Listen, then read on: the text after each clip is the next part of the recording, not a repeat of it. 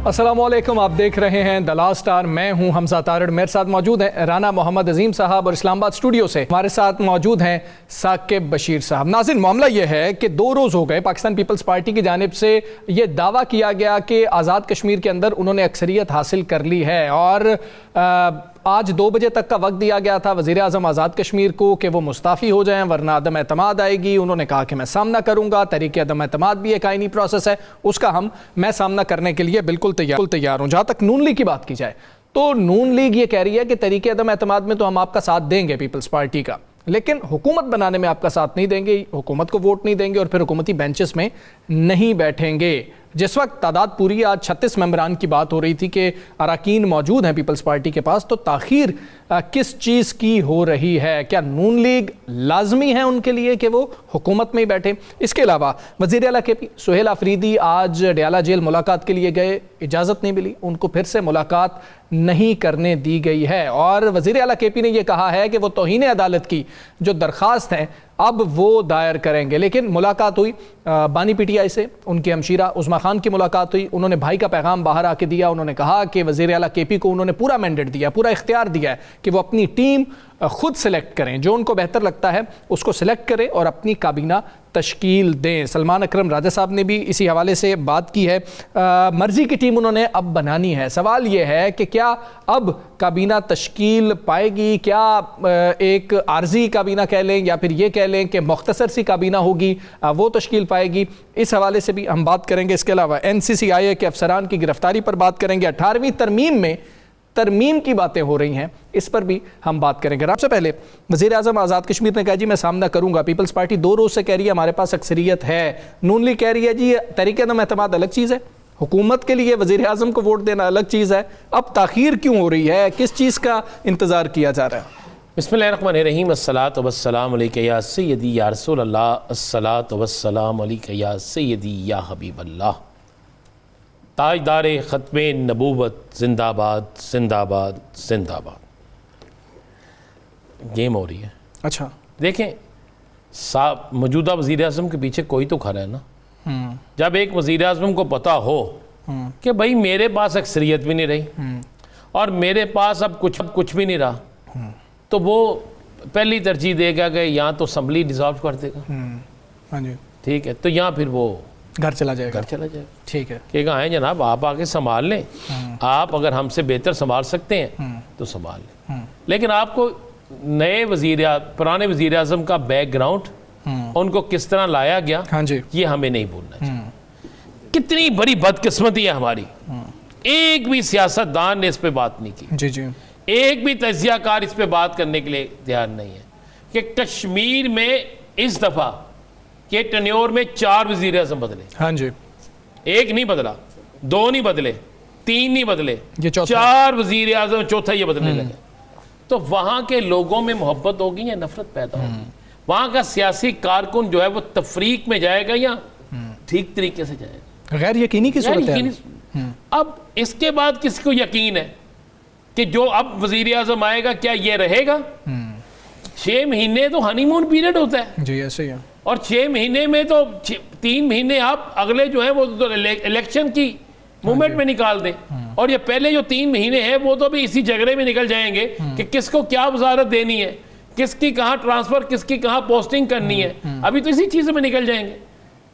मैं आपको ये खबर भी दे रहा हूँ, जिस दिन सारे लोग ये खबर चला रहे थे ना, तो मैंने उस दिन भी अपने बड़े दोस्तों से कहा था कि यार नहीं, आप खबर चला रहे हैं कि उसने सदर को इस्तीफा भेज दिया। तमाम टीवी चैनल, हाँ, ज़राए से चला रहे थे खबर, ठीक है, तमाम टीवी चैनल पे चल रहा है इतवार को, किसी एक पे भी नहीं, सब पे। तो मैंने उस वक्त भी कहा था, मैं यार कन्फर्म कर ले। मुझे मेरे एक दोस्त ने जो उसी के गांव का है, जो उनके बड़े करीब है, मैंने उससे फ़ोन किया तो उसने मुझे कहा नहीं कोई अभी तक इस्तीफ़ा नहीं दिया। अभी तक बहुत सी जगहों से उससे पैगाम आ रहा है कि तू खड़ा रह। ठीक है, अच्छा, कोई ना कोई तो पैगाम देने वाला है तो वो खड़ा है ना। अगर कोई पैगाम देने वाला नहीं है तो अब तक उसे बैठ जाना चाहिए था, अब तक उसे अलविदा कर देना चाहिए था, अब तक उसे गेम से आउट हो जाना चाहिए था, तरीके अदम एतमाद आ जानी चाहिए। अब पीपल्स पार्टी क्या सोच रही है मुझे तो नहीं पता, लेकिन पीपल्स पार्टी के मतलब क्या सोचा जा रहा है ये मुझे पता है। अच्छा, क्या सोचा पीपल्स जा रहा है? पार्टी इस इलेक्शन के बाद, ये इलेक्शन के बाद जो काम होना ना पीपल्स पार्टी के साथ, आप तसव्वुर नहीं कर सकते। पीपल्स पार्टी के पास एक ही क्रेडिट है, वो है 18वीं आईनी तरमीम। जी वफाकी वजीर राना तनवीर अहमद साहब ने कल शेखुपुरा में जी जो मीडिया से गुफ्तगू की, उसमें उन्होंने क्या कहा वो आपको सुना दें। NFC अवार्ड पे नजरसानी होनी चाहिए, बल्कि मेरा तो ये भी है कि जो 18th अमेंडमेंट है, 18वीं तरमीम, उस पे भी सारी पार्टियों को बैठ के देखना चाहिए कि देखें, एक चीज़ होती है उसमें इम्प्रूवमेंट की गुंजाइश रहती है। जहाँ जहाँ पे कुछ गवर्नेंस के हवाले से डिफ़िकल्टी आई है 18वीं तरमीम से, सूबों में कैपेसिटी नहीं है या और मामलात हैं, उसको रिव्यू करना चाहिए और ये मामलात मेरा बेहतरी की तरफ जाने चाहिए। तो NFC अवार्ड की मीटिंग होनी चाहिए और देखना चाहिए कि उसको किस तरह उस पर नजरसानी की जा सके। वो यही ईरान साहब कह रहे हैं कि जी कि वक्त की ज़रूरत है कि 18वीं तरमीम जो है उसमें तब्दीली लाई जाए, यानी कि 18वीं तरमीम में तरमीम की जाए। तरमीम हाली तो नहीं ना होती, बहुत कुछ होता है ना। हाँ जी। तरमीम क्या होगी? क्या सूबों से इख्तियारात ले लिए जाए ताकि सूबों की मुदाखलत ख़त्म हो जाए, इख्तियारात वफाक को चले जाए? तो आसफ अली जरदारी साहब का वो जो सबसे बड़ा क्रेडिट था वो कहाँ गया? NFC अवार्ड का मामला भी आ NFC सकता अवार्ड है। का कहाँ गया? और बाकी जो चीज़ें हैं वो आप भी समझते हैं, मैं भी समझता हूँ। अब इजाज़त नहीं देती जुबान के बयां कर सकूँ, तो वो चीज़ें आपको भी पता है और मुझे भी पता है, तो क्या करें? हम बोलते नहीं, लेकिन समझने वाले समझ जाते हैं, सुनने वाले सुन भी लेते तो ये 27वीं तरमीम के अंदर 18वीं तरमीम को भी आप समझते हैं कि ज़िबा टच हो किया गई। जाएगा? अच्छा, हैं। ये सदके का बकरा है। ये जो सदके के बकरे होते हैं ना, अक्सर औकात दे दिए जाते हैं। तो पीपल्स पार्टी के साथ एक तरफ पीपल्स पार्टी बड़ी खुश है कि एक मुल्क की आज़ाद कश्मीर है, वहाँ की हुकूमत इन्हें मिल जाएगी। नहीं, ये give and take worth it है राना साहब। वैसे मेरे पास, मैंने आज पीपल्स पार्टी के एक बड़े जुम्मेदार शख्स से पूछा है, मैंने कहा क्या अगर जो बात राना तनवीर साहब ने कही है, हमारे पास क्लिप भी है वैसे, जी जी, अगर वो बात इसी तरह है तो क्या आपको इत्मीनान है? उन्होंने कहा जी हमसे तो कहा गया था कि 18वीं तरमीम किसी सूरत में ख़त्म नहीं होगी। मैं कहा जब 18वीं तरमीम ख़त्म हो गई तो आप लोगों के पास वो इख्तियारात, आप सिंध के बादशाह हैं, कोई बलूचिस्तान का बादशाह है, कोई KPK का बादशाह है, कोई पंजाब का बादशाह है, फिर बादशाह वही रहेगा जो लाडला होगा। कौन फिर लाडला होता है ये तो वक्त के साथ ही फिर वज़ीर आज़म की तरफ देखना पड़ेगा एक दफ़ा फिर से, जो 18वीं तरमीम से पहले के मामले थे। देखना पड़ेगा या किसी और इख्तियार देते जान के। चले चीफ एग्जीक्यूटिव कह लेते हैं। हाँ, ये भी देख लीजिएगा ना किसको इख्तियार दे दिए जाएंगे। तो ये कुछ होने वाला है, और जब कुछ होने वाला होता है ना तो उस वक्त फिर अचानक सी चीज़ें ख़त्म हो जाती हैं। ईद के बाद टडू भी आता, मरु भी आता, मरु के बाद फिर रोज़मर्रा की काम शुरू हो जाते हैं। अच्छा। लोग 2 दिन खुशियाँ मनाते हैं, 3 दिन खुशियाँ मनाते हैं, फिर उस तो बाद कहते हैं उन पैसे भी मुक गए ने, चल बंदे उन पे काम तो चलिए। तो ये ऐसे ही होने वाला है। अच्छा, ये ऐसे ही होने वाला है। साकिब साहब इस पे कमेंट कर दीजिएगा। 18वीं तरमीम का जो मामला है, वाकई हमेशा क्रेडिट लिया पाकिस्तान पीपल्स पार्टी ने, और अब ये पहली दफ़ा 18वीं तरमीम की बात नहीं हुई है, पहले भी हम ये आवाज़ें सुनते रहे हैं। तो ये जो 27वीं तरमीम है, इसमें 26वीं तरमीम में जो कुछ रह गया था उसको भी टच किया जाएगा, और आप समझते हैं कि 18वीं तरमीम की कुछ चीज़ों को भी टच किया जाएगा? बिल्कुल, जो 27वीं में क्या किया जा सकता है वो हम काफ़ी पहले भी डिस्कस कर चुके हैं, लेकिन ये 18वीं जो तरमीम थी उसमें जो सूबों को जो इख्तियारात की मुंतकिली हुई थी उस पर आज तक जो पीपल्स पार्टी है वो क्रेडिट लेती है जी। और मैं ये समझता हूँ कि अगर 18वीं तरमीम को जो है वो रिवर्स करने की कोशिश हुई तो शायद जो है पीपल्स पार्टी उसमें हर्डल बन सकती है मुमकिना तौर पर, और जो मुस्लिम लीग नून और पीपल्स पार्टी चल रहे हैं ये शायद जो है वो फिर आगे ना चल सकें। मेरी अपनी असेसमेंट है, क्योंकि जिस लेवल पर वो इसको देखते हैं, इसका क्रेडिट लेते हैं, हमेशा बात करते हैं कि हमने सूबों को जो है वो हुकूक दिए, जो मुंतकिली हुई इक़्तिदार की, इख्तियारात की, तो उसमें सूबा सिंध भी है। और आप देखें कि 2008 से लेकर 13 तक तो पीपल्स पार्टी रही है, लेकिन 13 से 25 तक जो है peoples party single largest party मरकज में नहीं आ सकी, तो उनका जो सारा फोकस है सिंध है। अगर वो सिंध के इख्तियारात भी मरकज में आ गए और मरकज में इनकी हुकूमत भी ना हुई तो फिर इनके लिए इशू हो जाएगा। तो वो एंगल भी वो यकीनी तौर पर देख रहे हैं। और मेरा ये ख्याल है कि शायद इस पॉइंट पे अगर इसको छेड़ने की कोशिश हुई तो फिर कोई डिवीजन भी हो सकती है इन पॉलिटिकल पार्टीज में।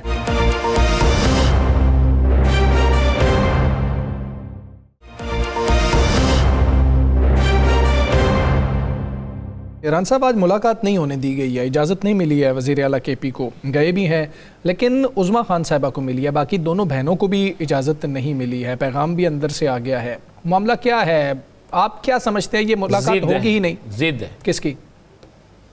मुलाकात ना करवाने वालों की। 4 आपके तजियाकार 3 दिन पहले TV पे बैठ के कह देते हैं कि हर सूरत में हर सूरत मुलाकात नहीं होगी। उनको ख्वाब आती है, उनसे कहलवाया जाता है, या वो आइन और कानून से बहुत बड़े हैं। नहीं, वो फ्यूचर देख सकते हैं। अच्छा नहीं, फिर उन्हें कहें कि किस्मत का हाल भी देख के बता दें। वो आजकल सिर्फ सुहेल अफरीदी का जो है ना किस्मत का हाल देख रहे हैं। नहीं, वैसे पहले भी उन्होंने देखा था, गलत हो गया था। उन्होंने सुहेल अफरीदी को आधा घंटा नहीं कहा था निकलने दें। हाँ जी, ठीक है, तो ये सारा कुछ फिर चलता है ना, कुदरत भी। अब बात इतनी सी है, अगर उस्मा खान साहिबा की मुलाकात हो सकती है तो सुहेल अफरीदी की मुलाकात में क्या फ़र्क है?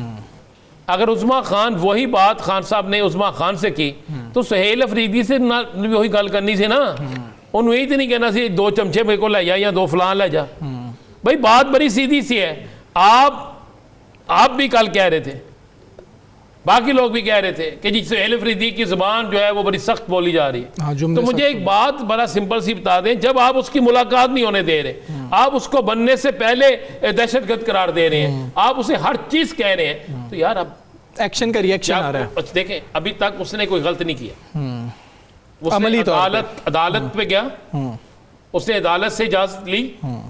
आज भी जब वो आया है, क्या वो किसी की हाथापाई हुई उसके साथ? नहीं। क्या उसने वहां पर किसी के साथ बदतमीजी की? भाई वो आज सुप्रीम कोर्ट भी गया, आज वो हाई कोर्ट भी गया, और आज उसने अपने ही मामले पे जजों को कहा कि भाई हम आपके लिए भी खड़े हैं।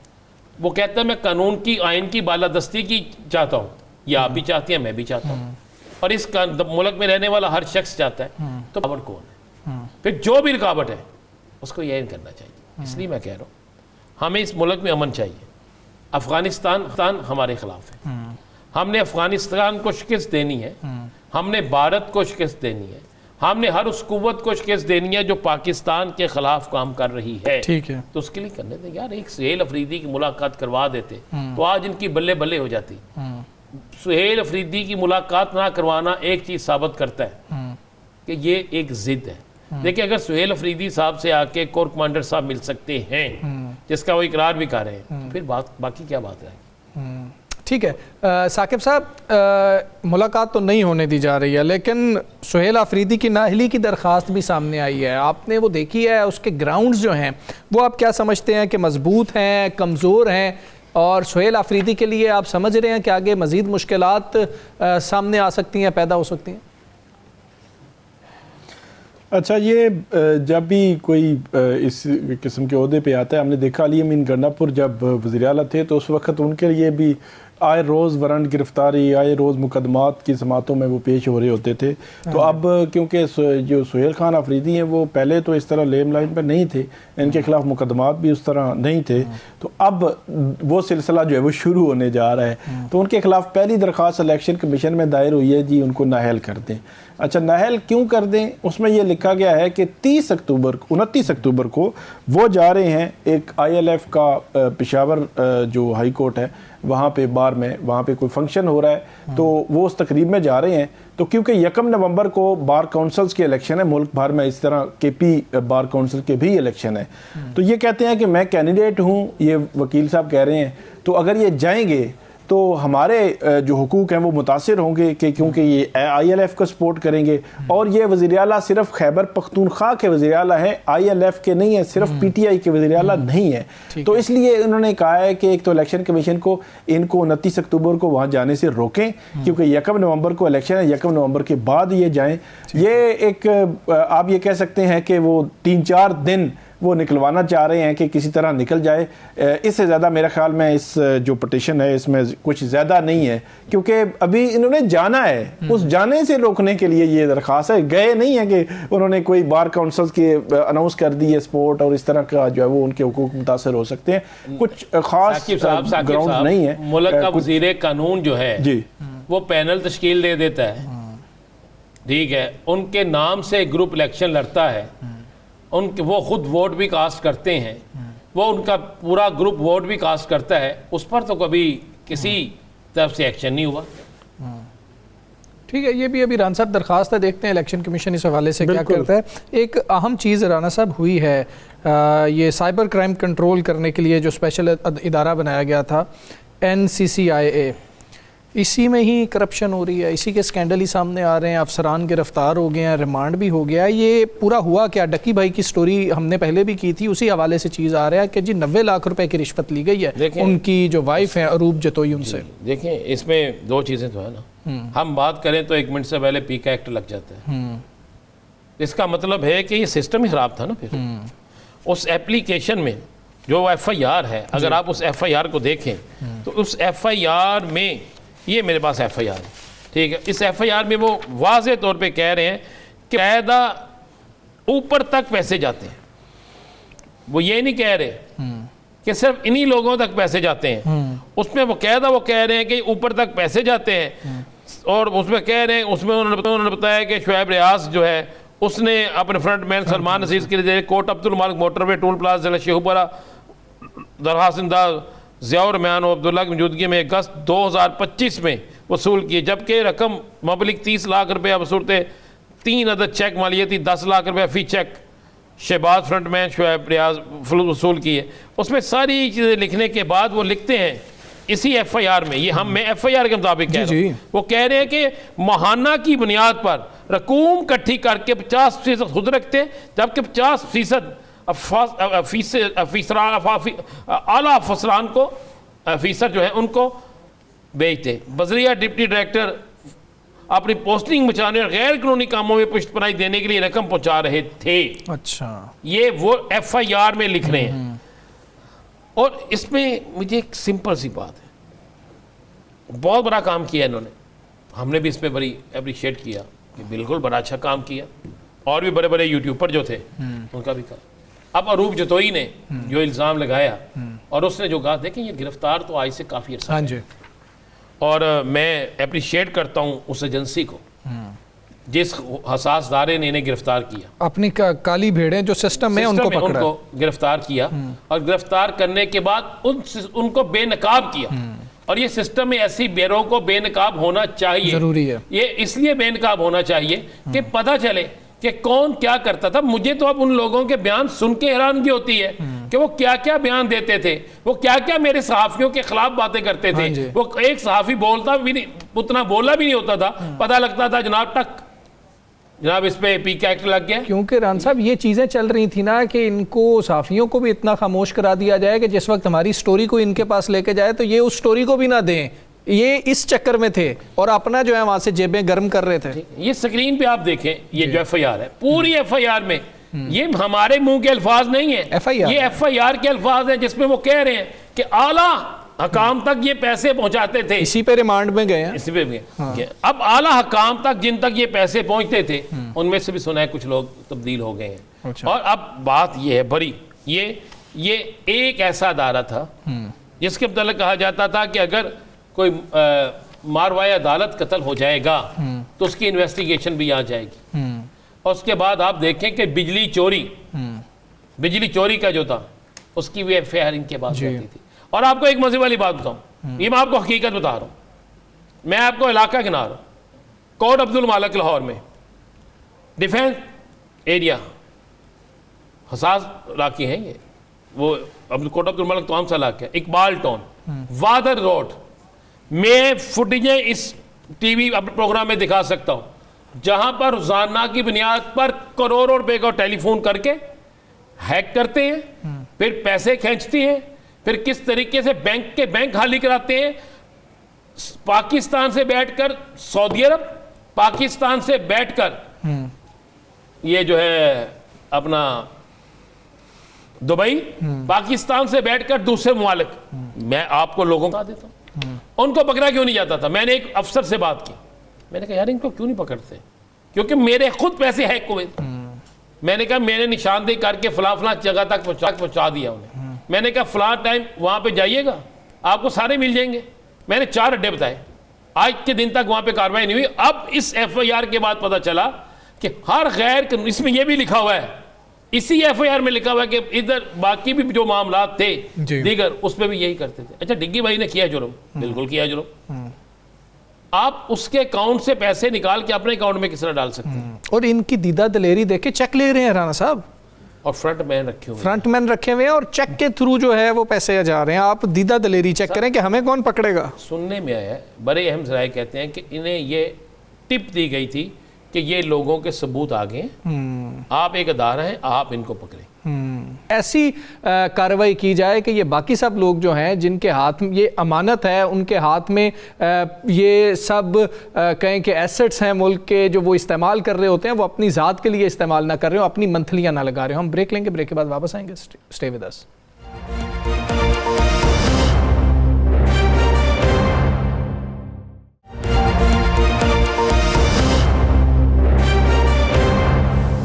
Welcome back ji. वज़ीर आला KP सुहेल आफरीदी की आज भी बानी PTI से मुलाकात नहीं हो सकी, इजाज़त नहीं दी गई। वो गए थे मुलाकात के लिए लेकिन उनको इजाज़त नहीं मिली है। मुलाकात की इजाज़त मिली है बानी PTI इमरान खान की बहन उज़्मा खान को। उन्होंने बाहर आके ये बताया है कि बानी PTI ने ये कहा है अपनी मर्ज़ी से, उनकी मर्ज़ी है, टीम जो है जिस तरह बनाना चाहते हैं वैसे बनाएं, और किसी का नाम भी काबीना के लिए इमरान खान की जानिब से नहीं दिया गया है। सलमान अकरम राजा साहब ने भी इसी हवाले से बात की। अब 2 बातें कि मुलाकात नहीं होने दी जा रही है, तौहीन अदालत की दरख्वास्त की बात की है कि जी कि हमने फैसला किया कि हम तौहीन अदालत की दरख्वास्त दायर करेंगे। दूसरी तरफ काबीना का मामला भी है। सारे इशूज़ के ऊपर हम बात करेंगे। हमारे साथ मौजूद है पाकिस्तान तहरीक इंसाफ के रहनुमा बैरिस्टर उमैर नियाज़ी साहब। बैरिस्टर साहब अस्सलाम वालेकुम, बहुत शुक्रिया आपका। सर, पहला तो ये बता दें कि क्लियर मैसेज आ गया है बानी PTI का जी के जो आपको टीम समझ आती है आप वो टीम बना लें, यानी कि काबीना बनाने की बाकायदा दूसरी तीसरी दफ़ा इजाज़त इनको दे दी गई है।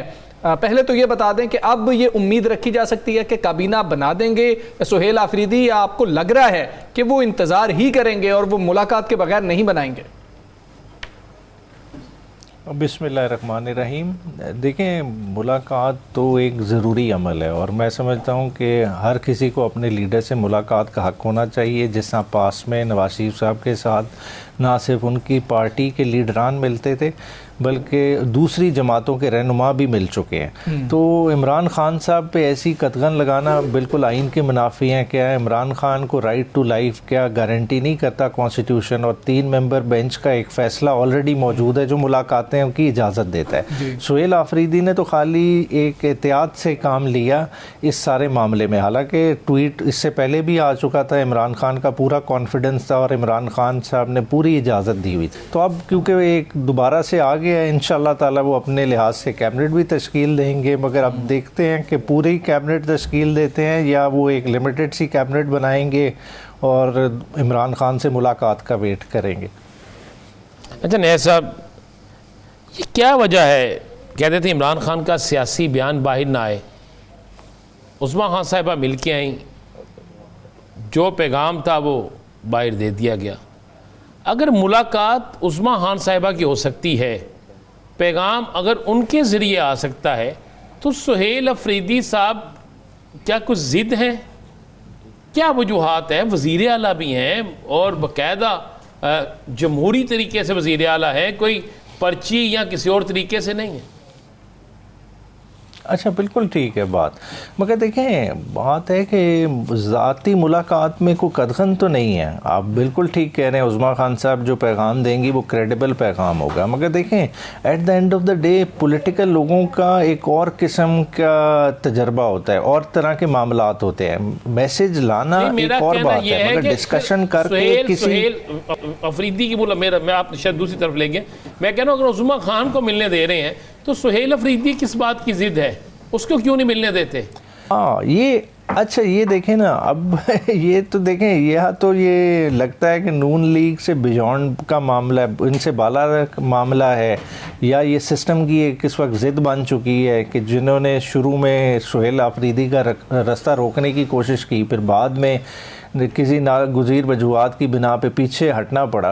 तो मैं समझता हूँ देखें, इस वक्त सियासी मैदान है, सियासी मैदान में ही सियासत के फ़ैसले होने देने चाहिए, बजाय इसके कि हम उसे और रुख दें, उसे जो है ना एक्स्ट्रा कॉन्स्टिट्यूशनल स्टेप्स की तरफ लेके जाएं। कभी आप जो है ना और तरह से जो है ना धमकियाँ दें कि जी गवर्नर राज लग जाएगा। देखिए एक मुलाकात है, बाकी लीडरान की होती रही, इसकी भी होने दें। और देखें सुहेल आफरीदी इस तरह का नहीं, आपने शुरू के उसके जुमले पकड़ के इस तरह का एक इम्प्रेशन बना लिया कि शायद जो है ना वो फसाद बर्पा कर देगा। सुहेल आफरीदी तो चाह रहा है कि अपनी आवाम को सिक्योर करे। उसने अभी तक क्या स्टार्ट लिया, उसने जिरगे का इनेकाद किया, जा के लोगों के साथ जो है ना एक अच्छा मंजर कशी पेश किया। और मैं समझता हूँ कि हमारी लॉ इन्फोर्समेंट एजेंसीज़ के लिए भी इसमें बड़ी आसानी पैदा होगी, और सबको चाहिए कि उसको फैसिलिटेट करना चाहिए और उसे एक मौका दें। न्याजी साहब ये बताइएगा कि आज एक अहम बड़ी स्टोरी भी आई कि जो सुहेल खान अफरीदी ने पिछले 3 दिनों में कर्क चारसदा और अमन जरगे में जो खिताब किए, उनका जो लहजा है वो बड़ा सख्त, बड़ा डायरेक्ट उन्होंने वो लहजा इस्तेमाल किया। तो पीटीआई के अंदर जो क़यादत है पीटीआई की, वो उनके साथ एग्री नहीं कर रहे, या वो ये चाह रहे हैं कि सुहेल खान अफरीदी ऐसा लहजा इस्तेमाल ना करें। तो क्या चल रहा है पीटीआई के अंदर? क्या वाकई सुहेल खान अफरीदी के बयानात पर पीटीआई के अंदर कुछ लोग जो है वो इतराज़ कर रहे हैं?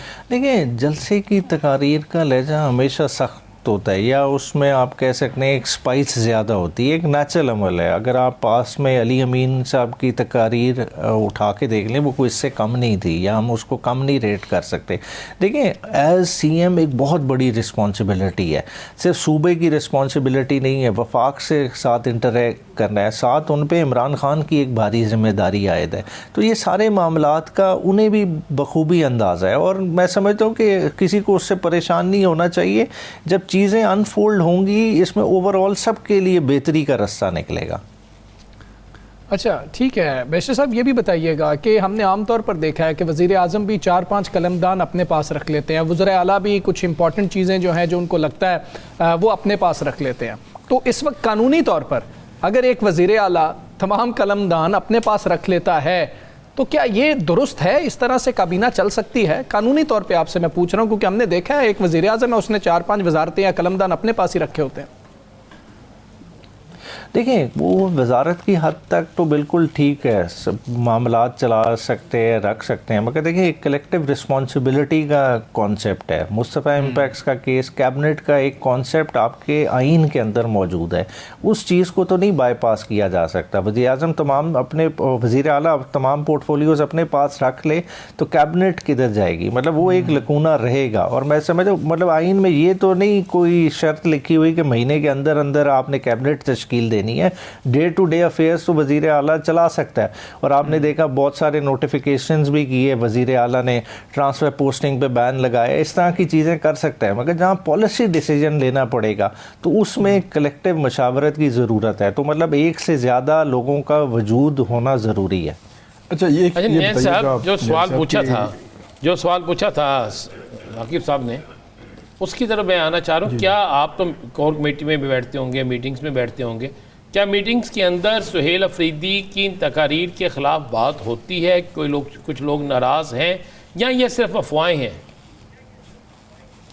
देखें अभी मैं सच कहूँ, देखें हमारी पार्लिमानी पार्टी की मीटिंग भी नहीं हुई, ना कोर कमेटी की मीटिंग हुई है कि जिसमें मैं कहूँ इंडिविजुअल गैदरिंग में शायद लोगों ने उस तरह से डिस्कस किया हो, मगर मैं नहीं समझता कि इस तरह के अभी कोई लार्ज स्केल पे कोई परसेप्शन है। हाँ कुछ लोगों की अप्रीहेंशन हो सकती है, उन्होंने कहीं डिस्कस किया हो, मगर मेरे तक मतलब इन दो फोरम्स का मैं कैटेगोरिकली कह सकता हूँ ना इन पर कोई ऐसी डिस्कशन हुई है, ना ऐसी कोई बात है। न्याजी साहब ये बताएं कि कोर कमांडर जो है उनसे मुलाकात की आज, तो वज़ीर आला ने ख़ुद भी तस्दीक भी कर दी, और उन्होंने तो वैसे यही बात की है कि मुबारकबाद देने आए थे। लेकिन क्योंकि एक तरफ खैबर पख्तूनख्वा में ऑपरेशन का मामला भी हमने सुना, फिर वहाँ पे दहशतगर्दी की कार्रवाइयाँ भी हो रही हैं, और वज़ीर आला जो है वो ये भी कह रहे हैं कि हम ऑपरेशन की इजाज़त नहीं देंगे या कोलैटरल डैमेज की इजाज़त नहीं देंगे, इस तरह की बातें। तो क्या आपको क्या लगता है, क्या बातचीत जो हुई है वो सूबे के मामलात आगे चलाने में फ्रूटफुल हो सकेगी, आपको लगता है? देखिए, मुलाकात का होना भी खुश आइंद है। हम इसको और एंगल दें, देखें as a chief executive of the province CM के दरवाजे खुले होने चाहिए, उसको मतलब ब्रॉडर पर्सपेक्टिव में देखना है। और केपी के जिस तरह का सूबा है और ख़ास तौर पे वज़ीर आला ख़ुद किस ज़िले से आ रहा है, खैबर से आ रहा है, जो फ्रंट लाइन ज़िला है, जो दहशत गर्दी का शिकार है। वज़ीर आला का ख़ुद गाँव इस वक्त जो है ना दहशत गर्दी का शिकार है। तो इन सारी चीज़ों में देखते हुए लॉ इन्फोर्समेंट एजेंसीज़ को, अपनी आर्म्ड फोर्सेस को जब साथ लेके चलना है, जब एक नेशनल सिक्योरिटी की पॉलिसी को इम्प्लीमेंट करना है, तो उसके लिए एक होलिस्टिक अप्रोच चाहिए। तो उसके लिए मैं समझता हूँ कि किसी को भी तंग नज़री से काम नहीं लेना चाहिए, चाहे ये मतलब मुबारकबाद से ज़्यादा की मीटिंग हो, ये उनके और जो है ना आर्म फोर्सेस के दरमियान है। आपको मुलाकात वाले मामले में राना सनाउल्लाह साहब ने ये बात की थी कि पीर या मंगल के दिन मुलाकात हो जाएगी।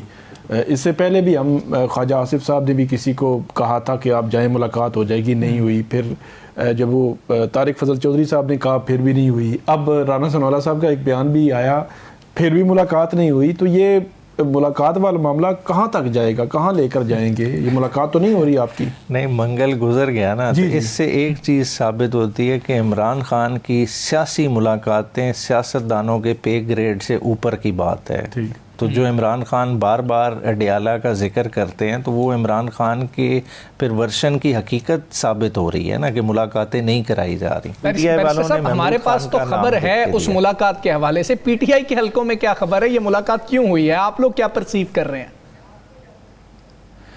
पीटीआई नहीं, अभी ये नहीं है। पीटीआई में जो है थोड़ा सा गिले की कैफियत है कि हमने मौलाना साहब को ज़्यादा तवज्जो दी है, ये गिला ज़रूर है, बाकी और कोई उस तक खबर चले उनको यही गिला कि शायद आप लोगों ने तवज्जो नहीं दी है। बहुत शुक्रिया आपका बैरिस्टर उमैर नियाज़ी साहब ने प्रोग्राम में हमें ज्वाइन किया। यहाँ पर एक ब्रेक लेंगे, ब्रेक के बाद वापस आएंगे। स्टे विद अस।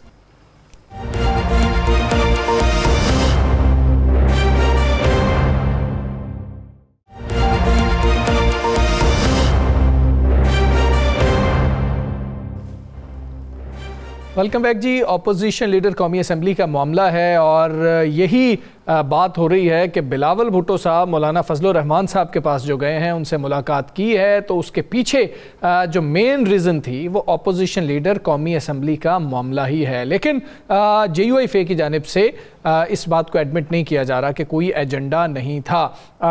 दूसरी जानिब हम देख रहे हैं कि नाम भी जो है महमूद खान अचकज़ई साहब का वो फाइनल नहीं हो रहा, उसका नोटिफिकेशन नहीं हो रहा है। फाइनल तो कर लिया अपोजिशन ने। तमाम सूरत हाल के ऊपर हम बात करेंगे। 18वीं तरमीम की भी आज बात हुई है और 27वीं तरमीम की बाज़गश्त भी है। कामरान मुर्जा साहब हमारे साथ मौजूद हैं, रहनुमा है JUIFA के सेनेटर हैं। कामरान मुर्जा साहब अस्सलाम वालेकुम सर, बहुत शुक्रिया आपका। सर, ये जो मुलाकात है, ये तमाम लोग जो हैं JUI के अलावा इसी से रिलेट कर रहे हैं कि मौलाना साहब के दर पर जाने की वजह यह है कि मौलाना साहब आप किसी तरह से मान जाएं और अचकज़ई साहब जो हैं उनको ना अपोजिशन लीडर बनाना पड़े। आपके इल्म में है क्या गुफ्तगू हुई है, क्या बातचीत हुई है? मैंने पूछा था, खुद तो मैं मौजूद नहीं था, मैंने पूछा था और इस पूछने की वजह भी ये थी कि मैं मीडिया को इस बात को रिस्पॉन्ड कर सकूं। सर, तो मुझे जो बताया गया था वो कड़छी काल के हवाले से ही बताया गया है कि कड़छी काल है, काल थी, और इसमें न तो अपोजिशन लीडर के हवाले से कोई बात हुई है, पॉलिटिकल मामला दो के ज़ेर गौर आए हैं, मगर ना अपोजिशन लीडर के हवाले से बात हुई है, ना हम उसमें इंटरेस्टेड हैं। ये मैं रिपीट कर रहा हूँ दोबारा, कि ना हम उसमें इंटरेस्टेड हैं और ना ही कोई किसी किस्म की डिस्प्यूटेड लेजिस्लेशन की कोई ऐसी बात आई। गपशप जरूर हुई है बाकी मामला के हवाले से, मगर ना कोई ऑफर, ना कोई एक्सेप्टेंस, इस तरह की कोई किसी किस्म की बात नहीं है। ये एक और चीज क्लियर कर दूं कि इससे पहले किसी और एंगल से इशारतन कनायतन जो है वो ये कहा जाता था कि मौलाना को जो है वो बना देंगे, अपोजिशन लीडर बना देंगे, मगर मौलाना कभी भी जो है वो कमजोर अपोजिशन लीडर या कोई कमजोर पोजीशन लेने के लिए जो है ना वो तैयार नहीं है, क्योंकि फिर जो है वो आपके मामला जो है दूसरों के हाथ में चले जाते हैं और आप ब्लैकमेल। सर सॉरी, माजी में किसी ने डायरेक्ट मौलाना साहब को भी ये कहा था नून लीग की जानिब से, पीपल्स पार्टी की जानिब से, या फिर ये बातें ही थी जो मीडिया पे होती हैं? नहीं, पीपल्स पार्टी और नून की तरफ से माजी की बात नहीं मैं करता। ये जब किसी पॉलिटिकल पार्टी के साथ जो है ना वो जब कोई इकट्ठे चलने की बातें थी तो ये डायरेक्ट नहीं थी, मगर ये बीच में जो है ना ये फीलर छोड़ दिया जाता था कि मौलाना के हवाले से, कि उनका अपोजिशन लीडर के हवाले से या उसके साथ की जो है ना वो लीडर के। अच्छा सर, ये तो बताइएगा कि ये लिख के दे दिया महमूद खान अचकज़ई, आपके भी अच्छे दोस्त हैं, मौलाना साहब के साथ बड़े उनके अच्छे ताल्लुकात हैं, ज़ाती ताल्लुकात हैं, जब लिख कर दे दिया गया कि उनको अपोजिशन लीडर बनाया जाए, तो अब उनको अपोजिशन लीडर ना बनाना क्या कोई आइनी नुक्ता है? और दूसरा, क्या मौलाना साहब इस मामले पे महमूद खान अचकज़ई की सपोर्ट करेंगे? ऐसा है कि लिख के तो दिया है पीटीआई ने, और पीटीआई एक बड़ी इस वक्त जो है ना अपोजिशन में पार्टी है, तो हम इसकी लेजिटिमेसी जो है ना वो पार्लियामान की माने या ना माने, मगर पार्लियामान के अंदर जो है, चूंकि हम भी पार्लियामान में बैठे हुए हैं तो हमने इसकी किसी न किसी हद तक जो है ना वो उसका हिस्सा है। तो वो एक बड़ी पार्टी है इसकी उसमें पार्लियामान के अंदर। तो पार्लियामान के अंदर जो बड़ी पार्टी होती है ये वही जो है, अगर वो ट्रेजरी में नहीं है, अगर वो दूसरी तरफ नहीं है, हुकूमत में नहीं है, तो ये उसी का हक होता है कि वो अपना पार्लियामान अपना अपोजिशन लीडर का है। ये अपोजिशन लीडर एक नहीं होता, पार्लियामानी लीडर सही होते हैं, हर पार्टी का होता है, मगर अपोजिशन लीडर एक होते हैं। स्पीकर साहब क्यों इसमें इतनी डिले कर रहे हैं? ये तो मुझे नहीं पता, ये तो स्पीकर साहब से पूछना पड़ेगा कि वो क्यों डिले कर रहे हैं, मगर ये हक होता है। मैं मतलब फिर दोबारा रिपीट करता हूँ इस बात को, ये हक होता है जो भी पार्लियामान के अंदर अपोजिशन में बड़ी पार्टी हो वो अपना वो कर सकते हैं। एक और सूरत भी मुमकिन है कि अगर वो बहुत सारी पार्टियां अपोजिशन में बैठी हैं तो वो बाज़ औक़ात मिल के भी अपना बना लें। साकिब साहब, कामरान साहब ये बताइएगा कि जो JUIF है वो खैबर पख्तूनख्वा में बड़ी स्टेक होल्डर है, बेशक अपोजिशन में है लेकिन बड़ी स्टेक होल्डर है। दूसरी तरफ अगर नौ मुंतखब वज़ीर आला जो है अभी काबीना उन्होंने नहीं बनाया, वो कब बनाएंगे, लेकिन पिछले 3-4 दिनों में बड़ी तल्ख लहजा उसके साथ उन्होंने तकारीर की हैं। आप क्या माहौल देख रहे हैं? वो जो लहजा है वो क्या बताता है? नवंबर फिर जो है वो हमें सख्त नज़र आएगा? देखिए, ऐसा है कि हम इसका एक दफ़ा पार्टी से बाहर निकल के ओपन तजज़िया कर सकते हैं। जो जिस शख्स को वज़ीर आला के लिए नॉमिनेट किया गया और वो इलेक्ट हुए वज़ीर आला के लिए सूबा खैबर पख्तूनख्वा में, उनकी क्वालिफिकेशन क्या है इस प्लाट के अगेंस्ट उनके selection by the party leaders. Party leader कोई माने या ना माने, बहरहाल वो पार्टी लीडर है, तो उनकी क्वालिफिकेशन यही है कि वो जो है वो चूंकि पहले गंडापुर साहब दोनों तरफ से खेल रहे थे, तो ये एक तरफ खेलेंगे और तल्ख खेलेंगे।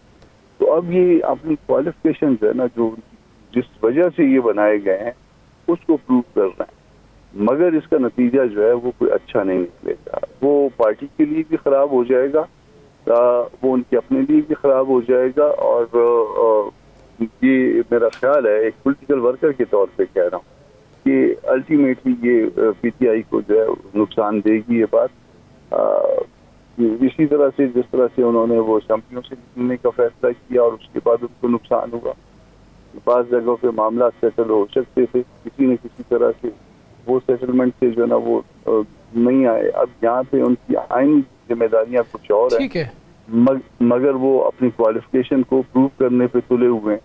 इसका नुकसान अच्छा बुनियादी चीज़ देखें अगर कामरान मुर्तज़ा साहब, तो क्वालिफिकेशन वैसे आप दुरुस्त कह रहे हैं कि वजह एक ये है, क्वालिफिकेशन के ऊपर बड़ी बात होती है, उनके एक्सपीरियंस के ऊपर, तो वो यही होनी चाहिए वज़ीर आला के लिए कि वो एक MPA हो। वो एक MPA हैं। आपको लगता है कि ऑफिस में आने के बाद ऑफिस में एक खास क्वालिफिकेशन जो इमरान खान साहब की नज़र में, हाँ जी वो मैं अंडरस्टैंड कर रहा हूँ सर। आप समझते हैं कि ऑफिस में आने के बाद वो सीख जाएंगे कि जब आपके पास आपके ऊपर इतनी बड़ी जिम्मेदारी पड़ जाती है तो फिर कई मामलात जो हैं वो उस तरह से नहीं चलते हैं, आपको जीरक बन के आपको समझदारी से चलाने पड़ते हैं। इसमें एक इजाफा करने एक सवाल का, और क्या समझते हैं आप कि बाकी जगहों पर भी जब वज़ीर आला सारे अभी क्वालिफिकेशन के मुताबिक ठीक हैं, देखिए बाकी जगहों पे तो क्वालिफिकेशन ये है कि वो कितना ताबेदार है, ठीक है ना।